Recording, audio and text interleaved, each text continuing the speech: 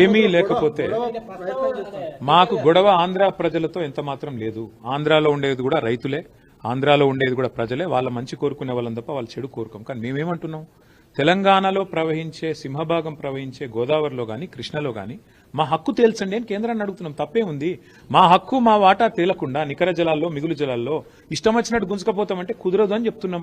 మరి మీరు చెప్పే స్ఫూర్తి కరెక్ట్ అయితే మరి కాళేశ్వరం కట్టినప్పుడు అడ్డుకున్నది ఎవరు? చంద్రబాబు నాయుడు కాదా? ఉత్తరాలు రాసింది ఎవరు? ఇదే ఆదిత్యనాథ్ దాస్ కాదా?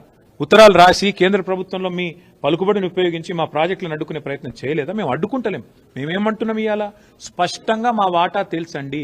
రేవంత్ రెడ్డి అబ్బసొత్తు తాత జాగీర్ కాదు గోదావరి నీళ్లు.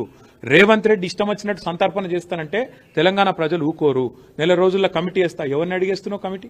ఎవరిని అడిగేసినావు కమిటీ? నువ్వు చంద్రబాబు చెప్పగానే కమిటీ వేస్తావు. కమిటీ 30 రోజుల్లో రిపోర్ట్ ఇస్తుంది. కమిటీ ఇచ్చే రిపోర్ట్ ఫైనల్ అంటావా? ఎవరికి ఫైనల్? నీకు ఫైనల్ కావచ్చు.